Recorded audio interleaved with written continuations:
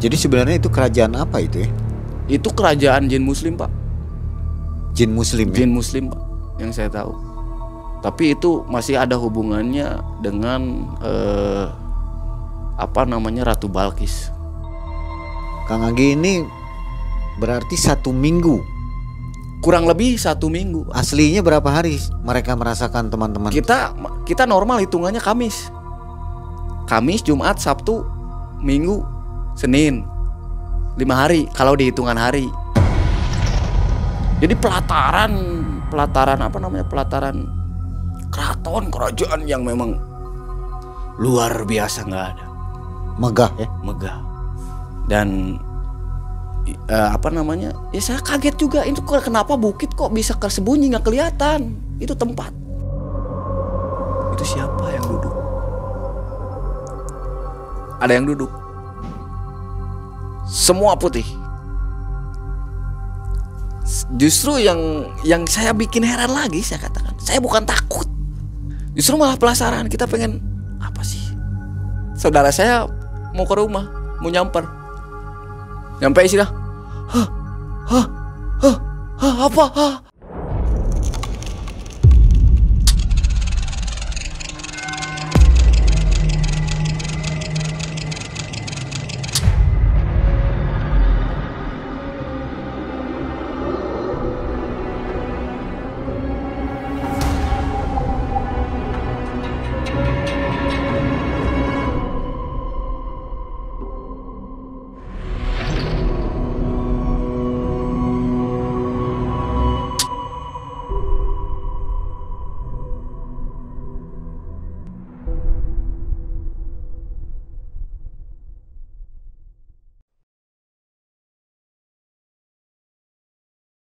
Assalamualaikum warahmatullahi wabarakatuh.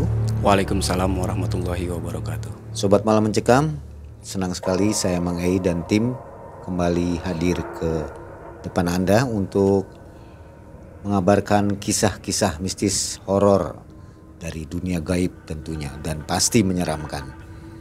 Sudah hadir di depan kita Kang Anggi. Kang Anggi adalah seorang warga Bandung dan tergabung pada suatu komunitas yang disebut Badar Indonesia. Singkatannya apa nih, Kang? Badar Indonesia, Brigade Adventure Alam Rimba. Jadi tentang kegiatan komunitas penggiat alam. Oke, nah pasti sobat semua udah bakal tahu cerita yang akan diceritakan oleh Kang Anggi ini ya. Ya betul, ceritanya adalah mengenai pendakian gunung. Yang ini adalah Gunung Manglayang ya. Kang Anggi ini mengalami kejadian-kejadian aneh di tahun 2007 bersama teman-temannya, 7 orang. Beliau membuka jalur untuk acara kenaikan pangkat pramuka pada waktu itu.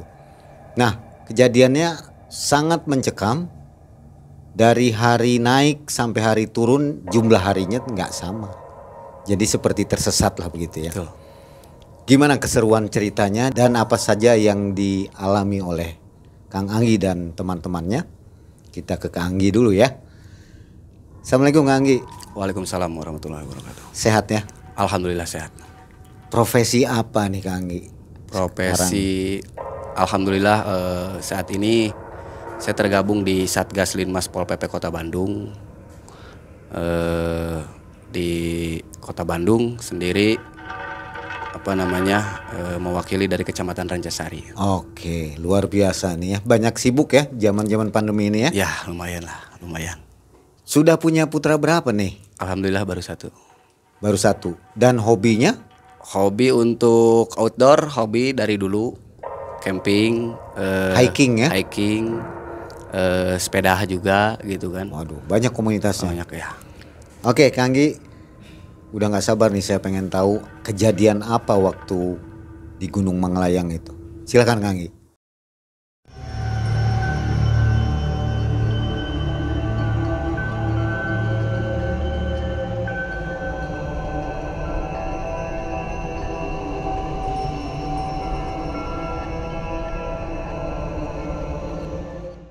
Waktu zaman saya masih sekolah di SMK, STM lah ya. 2007 pada saat itu setelah saya lulus sebetulnya kejadiannya hampir sama di Gunung Manglayang juga. Pertama saya dulu peraihan Balok Bantara ke Gunung Manglayang pada tahun 2005. Nah di 2006 biasa kegiatan biasa seperti biasa. Nah di 2007 ini agak sedikit berbeda. Di 2007 ini kita sudah tergabung di satuan karya Saka waktu itu. Nah itu salah satu satuan karya yang di luar yang di luar Ambalan. Nah kegiatan Ambalan ini Muhammad Ramdan pada saat itu 2007 mengadakan kenaikan tingkat, yaitu peraihan Balok Bantara ya.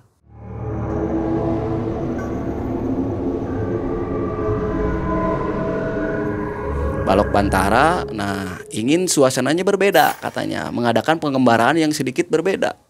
Jadi tidak langsung ke lokasi gitu. Jadi harus ada perjalanan gitu, pengembaraan namanya Bantara. Nah, singkat cerita setelah hasil itu saya ditunjuklah salah satunya menjadi tim pendahulu. Bersama rekan saya 6 orang, 7 orang semuanya dengan saya sendiri. Saya berangkat 7 orang dibekali dengan perbekalan seadanya, dengan kemampuan dan ilmu yang seadanya. Nah, pada saat itu jelas 2007 kita masa sekolah belum ada yang namanya komunikasi handphone ataupun yang lain-lain. Kalaupun ada, itu jelas hanya beberapa orang gitu kan. Termasuk saya pribadi pada saat itu hanya sebatas punya nomornya saja, tidak punya handphonenya. Jadi pinjam ke orang lain, itulah salah satu. Fix lah setelah semuanya diputuskan, pada saat itu setelah semuanya dipersiapkan gitu kan. Pada saat itu hari Kamis kita berkumpul setelah zuhur jam 1 di sekolah. Kita berkumpul semua setelah semua persiapan sudah beres, semua sudah lengkap, kita berangkat. Kita menggunakan kendaraan umum menuju ke Jatinangor. Naik bis Damri, 7 orang. Kita turun di Pul Damri yang ada di Unpad di sana. Nah, sisanya kita jalan kaki.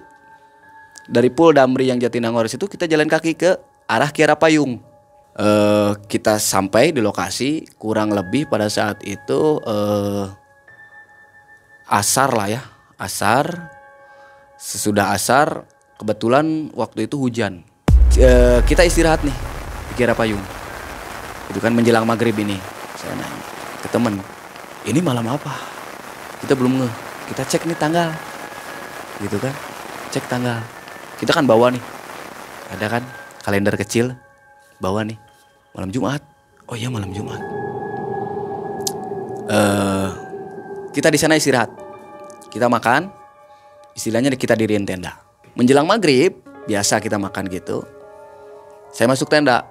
Saya sudah mulai merasakan sedikit kejanggalan atau ketidakenakan hati terkait perjalanan ini.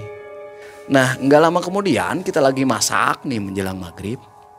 Ada yang nanya warga. Bapak-bapak pada saat itu nanya, nyamperin. Mau kemana gitu kan. Mau ke Manglayang, Pak. Waduh. Jangan sekarang. Gitu kan. Saya saranin besok pagi aja. Apalagi sekarang malam Jumat katanya gitu ya. Agak sedikit berat hati sebagian orang memutuskan, ya sudah kita putuskan besok pagi setelah maghrib. Ya kita sholat kita hujan semakin deras, agak malam, agak lewat isya karena jenuh nih agak ini. Kita ngobrol-ngobrol, ada yang memang ngopi gimana gitu kan. Saya keluar jalan-jalan ke belakang Lemdik itu, ke gedung Lemdik itu. Saya udah ngerasa nih gitu kan, agak sedikit berbeda nih. Walaupun ini jamnya belum terlalu malam sih sebetulnya. Saya coba pendam gitu kan. Dari awal perjalanan istilahnya apa yang saya rasain pendam. Gak lama saya diam deket batu itu, rokok. Waktu itu kebetulan saya masih senang belajar ngaji kiroat. Masih belajar ngaji kiroat.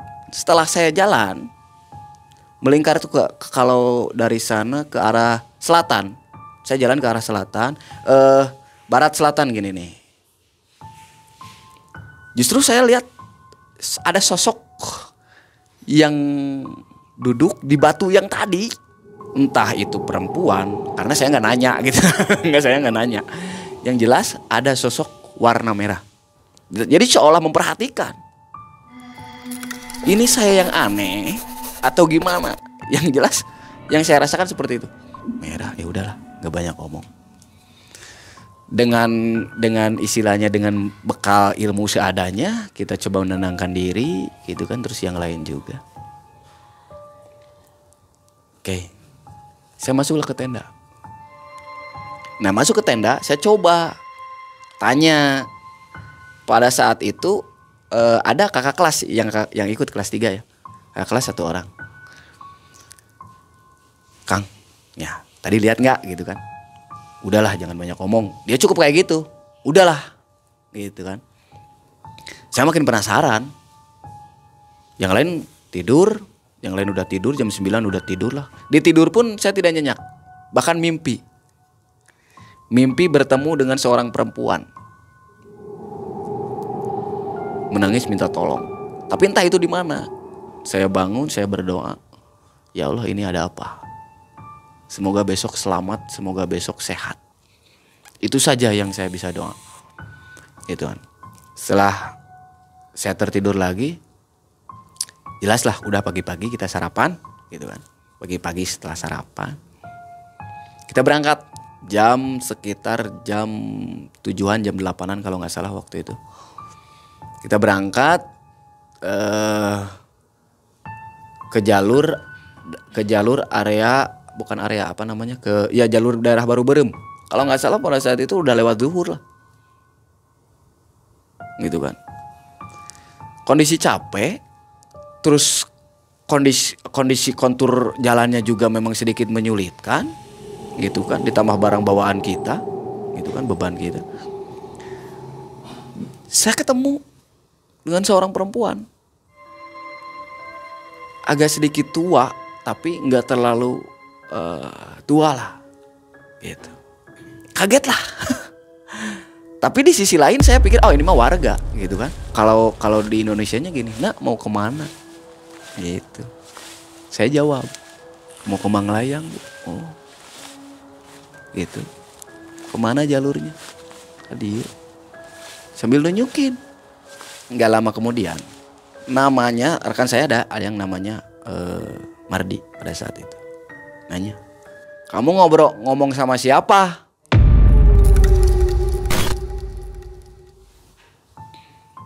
Setelah ngomong kan turun. Dia turun. Saya masih gini. Hah? Kaget kan? Saya nggak banyak ngomong. Oh, enggak saya. Nggak selang berapa lama dari situ, kita naik. Mentok, Kang. Kita nggak bisa naik sama sekali. Seolah pada saat itu kita saya anggap ini tersesat. Ini salah jalur. Bingung lah, gitu kan. Otomatis ego kita dari masing-masing semua keluar. Semua saling salahin, satu sama lain rame. Pada saat itu saya posisi duduk kayak gini, ngadep ke selatan. Saya bingung, kok kenapa bisa kayak gini? Jam 2 pada saat itu. Jam 2 kabut sudah mulai agak tebal. Sudah mulai turun. Waduh, ini gimana gitu kan? Takut takut hujan. Yang saya takutkan itu hujan. Saya hanya bisa termenung pada saat itu, mikir gimana caranya keluar di kondisi ini. Turun ini nggak mungkin lagi, balik lagi, waktu ini akan terbuang, gitu kan. Turun, naik nggak jelas nggak bisa. Saya mulai ingat dengan kondisinya.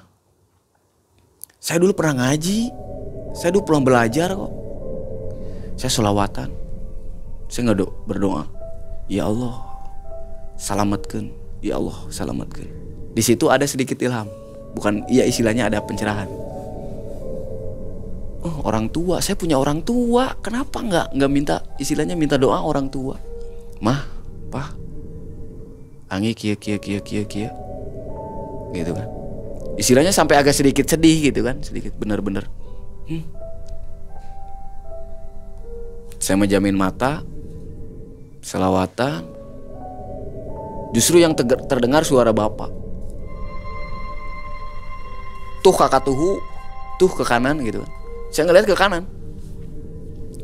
Di sana itu justru hutan bambu. Nah kita lihat ke sana. Udah ada tanda silang X. Otomatis itu jalur yang berbahaya ya. Jalur berbahaya. Berarti ini ada yang memang sudah nandai gitu kan. Warga sini atau seperti apa. Nah kita lihatlah kondisinya seperti apa. Kita jalan coba gitu kan. Ternyata memang ada lorong, Kang. Di situ itu nggak tahu istilahnya jalur air, nggak tahu jalur babi, nggak tahu jalur apa, nggak jelas. Memang lorong si posisi bambunya kayak gini. Ke bawahnya tebing, lamping, turun. Gitu kan, turun ke bawahnya babat batu. Lihat, wah kayak gini. Tapi nggak ada lagi satu-satunya jalur ke sini. Bener yakin, yakin sok ke dia, gitu kan ke sini. Udahlah. Gitu kan. La haula, bismillah. Alhamdulillah. Setelah itu jalur terbuka, seolah dunia ini kembali terang. Seolah kabut tersebut nggak ada.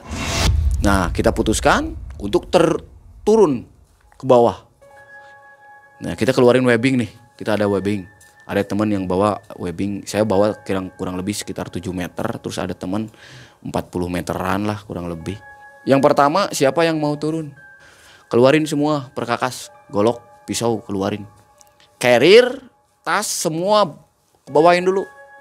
Resikonya kita tanggung bersama. Yang jelas kita turun gak bisa pakai bawa ini. Kita turunin semua lah. Oke, kita turunin semua. Kita pasang dulu. Ada bawa teman saya yang pertama. Saya ngambil yang ketiga. Turun, ya sambil babat. Jadi turunnya gini, trat gitu kan. Sambil babat. Dan ternyata si webbing tersebut nggak nyampe ke bawah kan. Masih tinggi. Jadi di akhir webbingnya kita gelutuk gitu kan. Serot gitu kan sambil. Nah semua sudah turun. Berapa meter kemudian saya lihat jalur air. Ada jadi kayak ada selokan kecil jalur air. Saya minum di situ. Saya doa.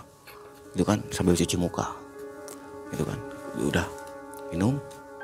Kela nanti cerita kemana nih jalur. Bentar, kita ikutin jalur air aja, ikutin jalur itu terus apa istilahnya. Nggak lama kemudian justru kita nyampe ke yang ramai sekarang itu ke area Batu Kuda. Jadi ternyata kita balik lagi ke bawah ke Batu Kuda. Padahal kita ini udah jauh balik lagi ke situ. Udahlah ceritanya di situ. Kita sore di situ, kita bermalam di Batu Kuda. Kondisinya Batu Kuda yang sekarang sama dulu jelas berbeda jauh gitu kan. Yang sekarang sudah terawat benar dengan derapi. Dulu ini masih belantara. Kita camp di sana, tapi bukan di bupernya di atas gitu kan, jauh. Kita camp dua tenda di situ. Nggak lama nih di situ. Seolah ada yang ngasih tahu, tong didinya, jangan di situ. Dan ternyata betul, itu dekat makam. Ada makam ternyata. Pindah. Sebelah sana. Pindah lah di situ kan. Nah, bermalam lah ceritanya bermalam di situ biasa kita biasa kegiatan biasa. Briefing lah gimana perlanjutannya. Sempat mau kita sempat berputus asa dengan kondisi gimana jalur yang kemarin nggak yakin gak bakalan bisa dipakai pengembaraan lah. Ini siswa nggak bakalan sanggup. Sedikit otomatis jelas lah kita ada perubahan. Nah kita coba langsung dari titik awal yang kemarin kita pemberangkatan di situ kita rubah nih. Oh jalurnya jangan ke situ. Berarti kita ngambil terus yang ke kiri terus. Jalurnya jalur perkebunan. Gitu kan terus yang ke kiri berarti. Kita kan ada 2 lembahan nih kalau nggak salah. Ada 2 punggungan di Baru-Berem ini. Yang ke kiri ke sini gitu kan. Yang sekarang saya tahu. Kalau dulu kan belum terlalu memahami kontur gunung gitu kan. Ternyata ada 2 gunungan ini yang ke belakangnya. Nah dulu itu kita ke sini. Ke belakangnya. Gitu. Jadi naik turun Kang ternyata kita itu. Gitu kan. Nah kita Batu Kuda. Ya sudah dirubah lah intinya kita dicoret lah gitu kan. Nanti gimana nanti urusannya yang penting kita beresin dulu tugas kita. Nah kita bermalam, memang di situ tidak terlalu menakutkan lah, saya katakan tidak terlalu seperti apa. Pagi-pagi berangkat, kita biasa berangkat lagi, lanjut lah. Nah dari situ Kang, kita mulai perjalanan nih. Yang saya tahu perjalanan dari Batu Kuda ke Oraitapa ini memang beberapa bukit yang kita lalui nih, jalur Bandung Utara ini. Ya, kita jalur situ sedikit masuk ke pedesaan gitu kan, yang memang ada daerah yang namanya Cikahuripan, terus ada yang namanya Paratag pada saat itu kelewat. Sepanjang perjalanan kita nyusul jalur Bandung Utara, terus jalur itu Pebukitan Bandung Utara terus saja.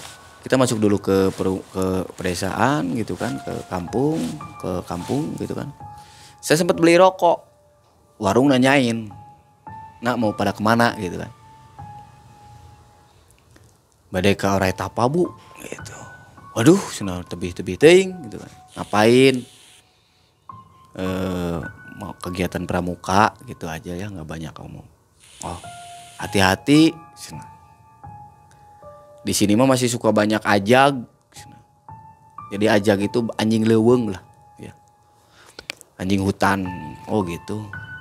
Terus juga ada kajajaden. Nah gitu. Nah itu yang bikin Allahu Akbar.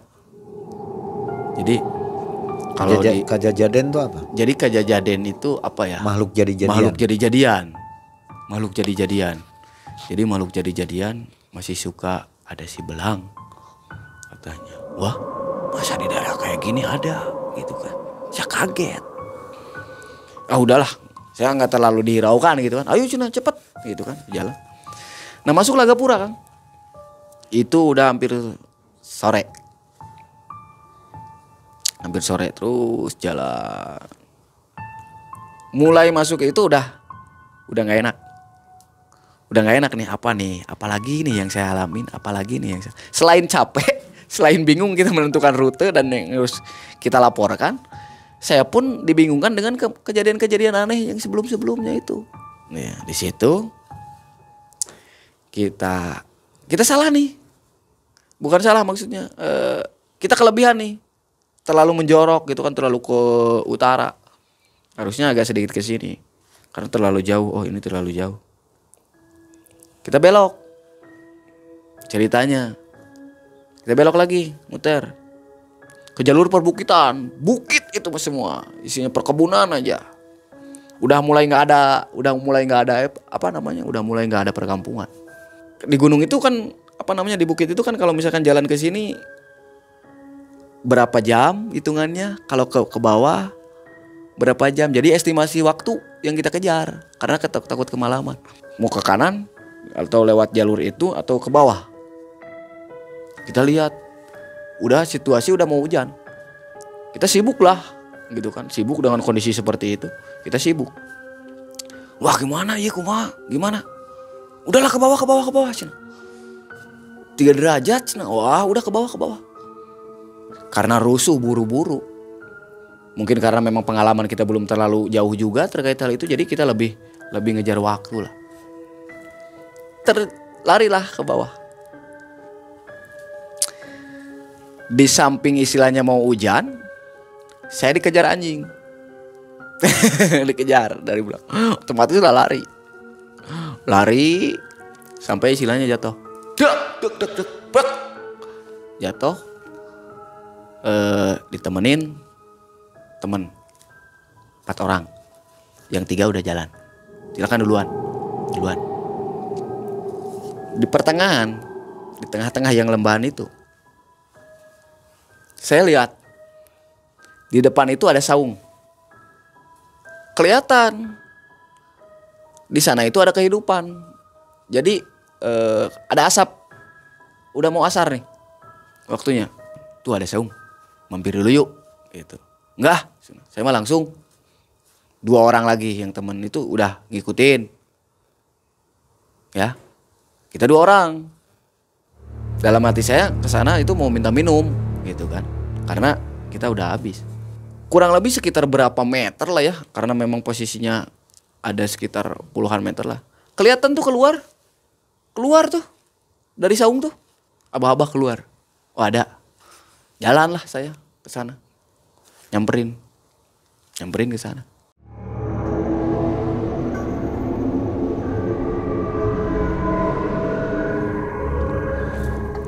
Nyampe ke sana saya bilang assalamualaikum, gitu kan. Assalamualaikum, nggak ada orang. Posisinya nggak gede sih, saungnya nggak gede. Ternyata di sana sudah disediain 4 tembikar dan isinya airnya masih hangat. Otomatis ada orang kan.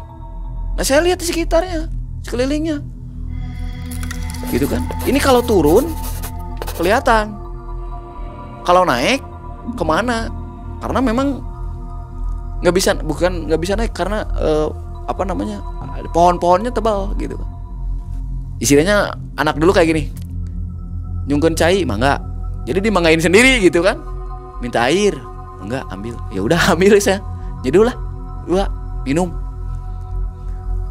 nuhun, terima kasih, assalamualaikum, balik, ikutin lah. Nah nggak jauh dari situ teman saya udah ngobrol sama warga. Ada satu warga yang punya ya rumah lah di situ lah, bisa dikatakan itu rumah, nggak tahu saung, nggak tahu seperti apa. Ngobrol di situ karena jadi seolah tertutup nih, nggak terlalu kelihatan. Tapi si bukit bisa dikatakan gundul enggak, dikatakan lebat enggak, si bukitnya kelihatan gitu kan. Dari sebelah sini sebelum kita turun. Karena kita kaget tadi dikejar-kejar anjing, udah istirahat sebentar dari situ, masih dikejar. Ada juga ternyata di situ ada anjing 2. Saya belum terlalu masih biasa lah, mereka masih ngobrol, saya masih mengamati sekitar. Masih jauh. Situasinya ini udah mendung, udah gimana gitu kan. Tapi hujan enggak. Nah, udahlah. Nah, enggak lama kemudian kakak kelas saya, Kang Angga, pada saat itu ngomong, udahlah kita ngecamp aja dulu di sini, nginep aja dulu semalam. Otomatis itu kan malam minggu ya Kang. Kalau menurut hitungan malam minggu, ya cina udah mau hujan lah, udah lihat jam 5 nih, sok cina. Nah, kita masuk nih. Jadi seolah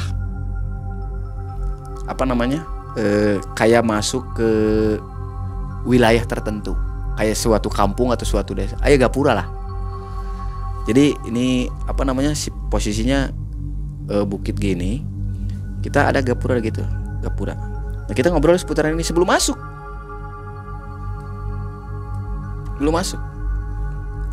Ya cenah di saung weh, nginep. Takut apa-apa cenah. Kemalaman di yang lain mah di sini aja, mumpung masih ada, karena yang lain memang nggak ada.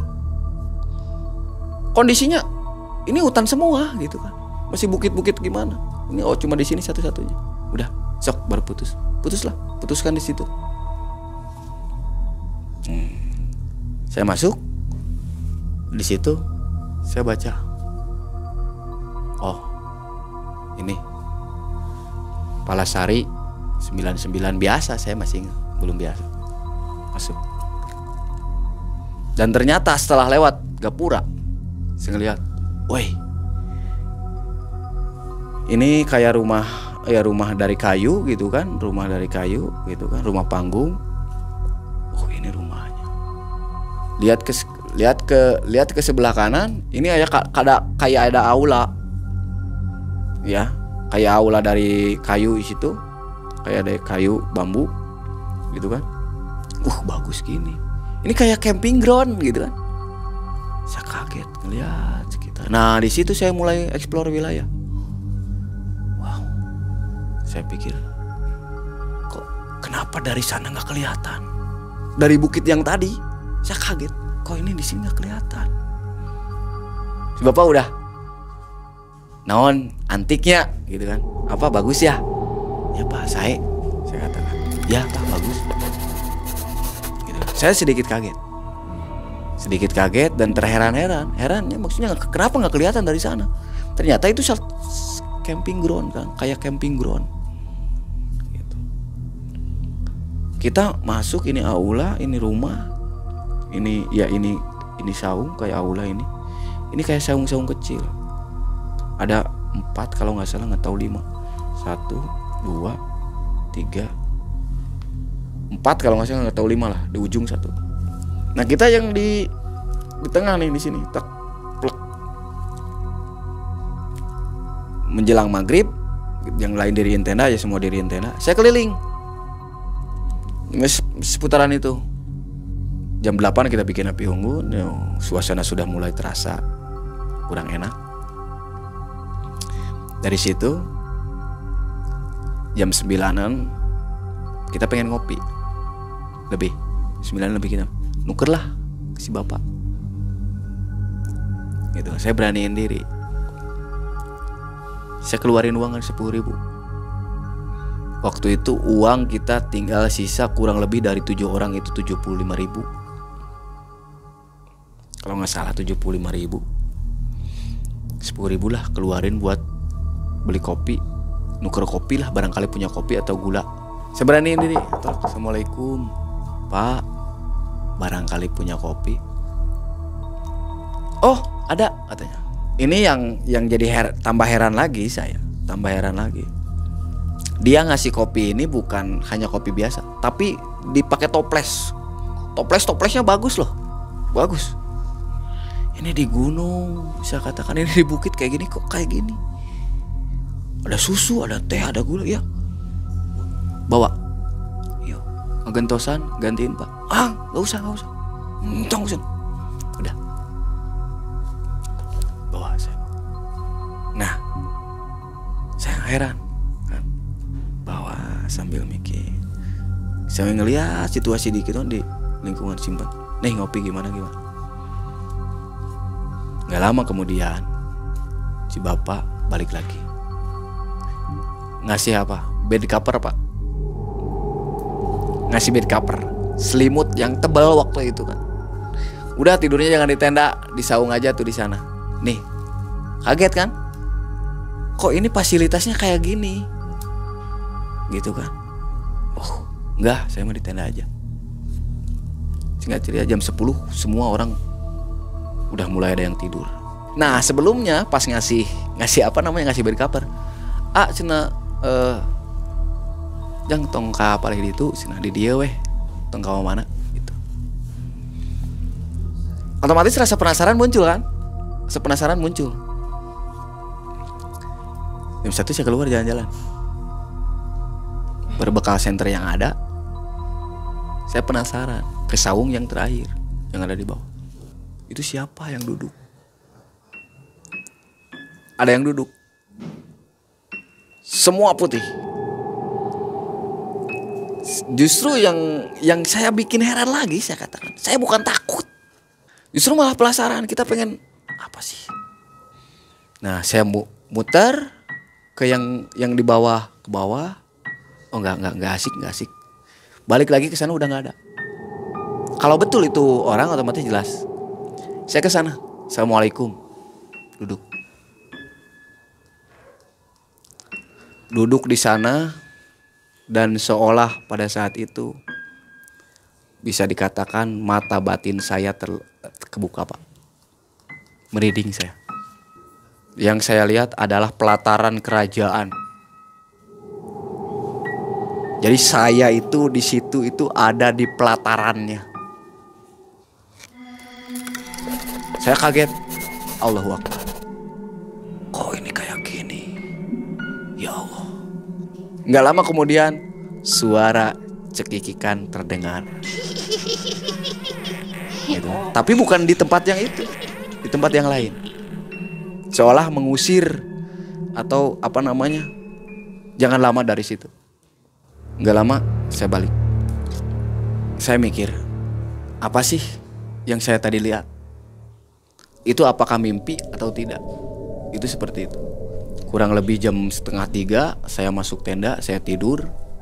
Di situ saya tidur. Subuh bangun biasa pagi-pagi. Nah, jam 8 singkat cerita, jam 8 kita ngobrol gitu kan. Kita ngobrol. Nah, diceritain lah semua.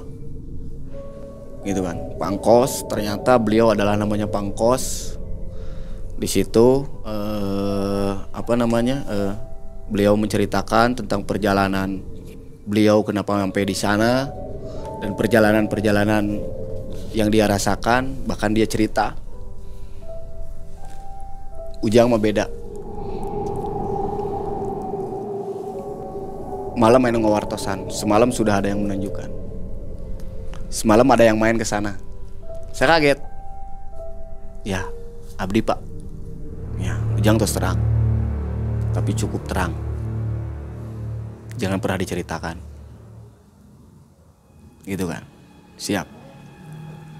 Intinya merinding lah. Ya. Merinding setelah menceritakan semuanya panjang lebar, dia buka cerita tentang perjalanan beliau dan yang lain-lain. Saya pulang setelah itu dikasih dikasih ya kenang-kenangan, bako atau yang lain juga silakan. Kalau mau dilanjut dari sini silakan lanjut, tapi lihat ini ada 3 bukit yang harus kalian lalui. Di sana kalian akan nemuin yang lain-lain. Kalau mau lanjut, kalau tidak lanjut silakan pulang dan balik kanan. Saya tegaskan, Pak, kalau ada umur panjang, saya akan kesini lagi. Silakan kalian cari Palasari 99. Namanya Bapak Kos. Saya dingin, Pak. Masih ada di sana Bapak itu? Masih ada di sana? Kurang tahu, Pak. 2007 itu. Yang jelas saya masih ingat. Singkat cerita kita pulang.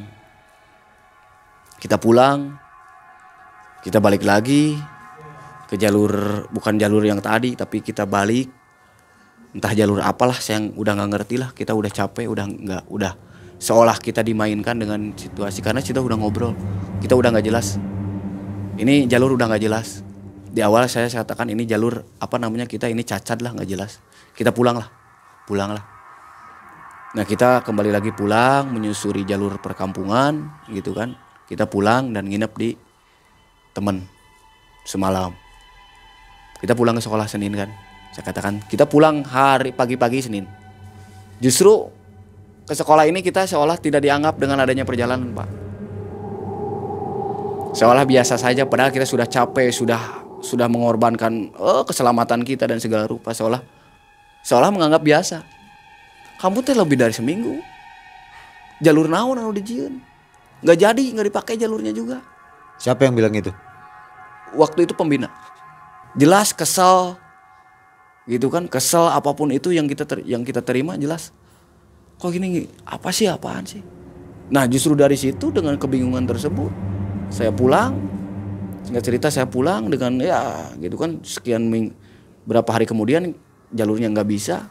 Nah disitulah ternyata ada yaitu yang ikut ke rumah.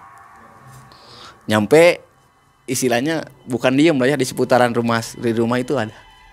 Ketika saya keluar rumah dia lewat. Saudara saya mau ke rumah, mau nyamper. Nyampe istilah,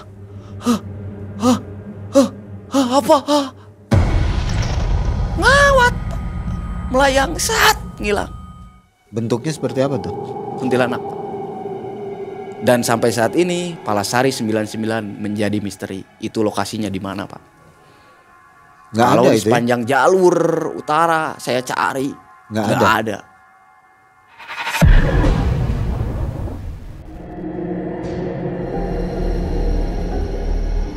Dan seolah pada saat itu bisa dikatakan mata batin saya terbuka, merinding. Yang saya lihat adalah pelataran kerajaan. Jadi saya itu di situ itu ada di pelatarannya. Jadi sebenarnya itu kerajaan apa itu ya? Itu kerajaan jin muslim, Pak. Jin muslim ya? Jin muslim, Pak, yang saya tahu. Tapi itu masih ada hubungannya dengan Ratu Balkis. Panjang ya kisahnya. Panjang kisahnya ini. Nah itu yang jadi terbelalaknya itu, yang jadi intinya itu seperti itu. Jadi pelataran keraton kerajaan yang memang luar biasa, nggak ada. Megah ya? Megah. Dan ya saya kaget juga, itu kenapa bukit kok bisa tersembunyi nggak kelihatan. Itu tempat. Padahal sebenarnya itu memang nggak ada ya. Kalau sekarang dicari nggak ada. Nggak ada. Saya kaget, masih saya tanya Palasari yang saya tahu Palasari ada di Cibiru. Bukit-bukit Palasari Cibiru, tapi lokasi tersebut nggak ada. Itu kan makanya saya suka sepedahan, suka hiking, cari nggak ada. Sampai sekarang itu belum terkuak misteri. Jadi misteri. Jadi misteri perjalanan saya, Pak. Menjadi misteri perjalanan, dan sama Kang Denny saya ceritakan disitulah perjalanan yang akan dimulai ke depan. Palasari 99, Jala Sutra. Lepas dari kejadian itu ada apa? Banyak hal. Jadi lebih bisa melihat ke jadi dunia gaib. Ditambah istilahnya saya lebih lebih peka. Tambah lebih peka dengan kondisi-kondisi, ditambah dulu saya orangnya agak iseng sedikit sih. Istilahnya ada iseng-iseng sedikit, suka istilahnya belajar ingin merasakan gimana sih makhluk astral, makhluk halus seperti apa, gitu kan, belajar seperti apa. Jadi kalau untuk mengalami hal-hal yang mistik atau mencekam yang waktunya singkat-singkat itu sering sebetulnya. Tapi ini perjalanan ini benar-benar istilahnya membekas. Yang mengalaminya sendiri aja, Kang Anggi doang? Saya mengalami, tapi rekan saya pun mengalami, tapi tidak seperti saya, hanya mengaura-aura. Terus melihat makhluk yang tadi sama katanya melihat, tapi cuma nggak ngomong. Kang Anggi ini berarti 1 minggu. Kurang lebih 1 minggu. Aslinya berapa hari mereka merasakan, teman-teman? Kita normal hitungannya Kamis, Jumat, Sabtu, Minggu, Senin. 5 hari kalau dihitungan hari, gitu kan. Berarti ada selisih gitu. Berapa hari? Yang namanya seminggu lebih bisa jadi berapa hari hitungannya? Bisa 8 hari ya? Bisa jadi 8 hari, bisa jadi 10 hari, bisa jadi berapa hari? Bisa jadi 11 hari. Tapi menurut orang-orang yang di sekolah seminggu itu lebih. 1 minggu lebih. 1 minggu lebih gitu kan. Akhirnya acara itu jalan. Acara pengembaraan tersebut tetap jalan, cuma kondisinya dirubah. Rutenya nggak di situ. Rutenya nggak di situ. Yaitu tadi yang tadi saya katakan Bukit Paratag, Pak. Nah, di Bukit Paratag yang dipakainya di situ. Ini sebelum berangkat apa ada kesalahan atau tidak permisi misalnya mau naik gunung? Kalau saya katakan kesalahan secara adab, mungkin bisa jadi kita memaksakan kehendak. Nggak permisi, nggak berdoa dulu atau gimana ya? Memaksakan, Pak. Karena kita berangkat di waktu itu kalau nggak salah larangan bulan. Kalau kata Sunda itu nggak boleh malam Jumat Kliwon. Persis Kliwon ya? Kliwon, persis. Pada saat itu 2007 bulan Oktober kalau tidak salah saya ingat. Oke, sebelum kita akhiri ada pesan-pesan untuk para pendaki mungkin? Pesan-pesannya mungkin untuk adik-adik, rekan-rekan gitu kan, seperjuangan, para komunitas pecinta alam, penggiat alam, dimanapun berada, saya titip yang pertama adab etika ketika kita di alam. Jangan pernah melakukan hal bodoh, jangan pernah menjadi seseorang yang memang sanggup menaklukkan alam atau seperti apa. Yang jelas banyak berdoa, banyak zikir. Sesuaikan dengan kondisi kalian. Ketika memang kalian mencintai alam, jagalah alam tersebut, maka alam akan menjaga kita. Amin. Itu kan. Oke. Kurang lebih seperti itulah. Sobat, Kang Anggi ini setelah kejadian itu banyak memiliki kisah yang dialaminya nyata ya. Nyata. Baik horor, gaib dan tentunya mencekam ya pasti. Mencekam. Ya. Suka dengan kisah-kisah dari Kang Anggi, silahkan komentar di bawah. Insya Allah kalau komentarnya bisa dilaksanakan, Kang Anggi akan kami tampilkan. Siap. Di MM lagi. Siap. Terima kasih banyak Kang Anggi atas kisahnya. Semoga sehat selalu ya. Amin. Teman-temannya juga semua nggak ada gangguan lain-lain. Amin. Sobat, sampai di sini dulu video kami dan Kang Anggi. Terima kasih. Sampai jumpa di video selanjutnya. Jangan lupa untuk berkomentar di bawah. Assalamualaikum warahmatullahi wabarakatuh. Waalaikumsalam warahmatullahi wabarakatuh.